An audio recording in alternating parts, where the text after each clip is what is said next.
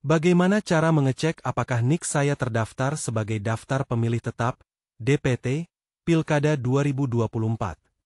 Apakah pemilih yang tidak terdaftar dalam DPT dan DPTB masih dapat menggunakan hak pilih sebagai pemilih DPK? Bagaimana cara melakukan pindah memilih untuk pemilih Pilkada 2024 yang terdaftar dalam DPT, tetapi karena alasan tertentu tidak bisa memilih di tempat asalnya atau di TPS terdaftar? Apakah pemilih lanjut usia, lansia, diizinkan untuk diantar salah seorang anggota keluarga saat datang ke tempat pemungutan suara, TPS? Bagaimana cara menggunakan hak pilih sebagai pemilih DPK untuk pemilih yang tidak terdaftar dalam DPT dan DPTB? Apakah surat suara untuk pemilih disabilitas, khususnya penyandang tunanetra, akan menggunakan huruf Braille? Bagaimana cara mencoblos di TPS untuk pemilih disabilitas lainnya? Apakah TPS saat hari pencoblosan ramah untuk para pemilih disabilitas? Pemilihan kepala daerah, Pilkada, serentak 2024, sangat penting bagi masyarakat Indonesia. Pemilih yang terdaftar dalam daftar pemilih tetap, DPT, Pilkada 2024, secara otomatis dapat mengikuti pemungutan suara yang digelar pada 27 November 2024. Namun, ada beberapa pertanyaan yang mungkin timbul, seperti bagaimana cara mengecek apakah NIK kita terdaftar sebagai daftar pemilih tetap, DPT, Pilkada 2024? Menurut Dukcapil Kemendari, langkah mudah untuk mengecek apakah NIK kita terdaftar sebagai daftar pemilih tetap, DPT, Pilkada 2024 adalah dengan menggunakan nomor induk kependudukan, NIK.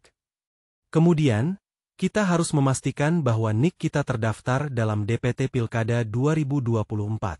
Jika tidak, kita dapat menggunakan hak pilih sebagai pemilih daftar pemilih tambahan, DPK. Selain itu, ada juga beberapa pertanyaan lain yang mungkin timbul, seperti bagaimana cara melakukan pindah memilih untuk pemilih Pilkada 2024 yang terdaftar dalam DPT, tetapi karena alasan tertentu tidak bisa memilih di tempat asalnya atau di TPS terdaftar? Menurut Komisi Pemilihan Umum, KPU, pemilih Pilkada 2024 yang berhasil melakukan pindah memilih dan terdaftar dalam DPTB, harus melakukan lapor diri di TPS tempat asal atau tujuan sebelum hari H pemungutan suara. Pemilihan kepala daerah, Pilkada, serentak 2024, juga sangat penting bagi masyarakat lanjut usia, lansia. KPU, Ketua KPU Karangasem I Putu Dharma Budiasa berharap puluhan warga yang berusia seabad lebih tersebut bisa menggunakan hak pilihnya saat hari pencoblosan pada 27 November mendatang.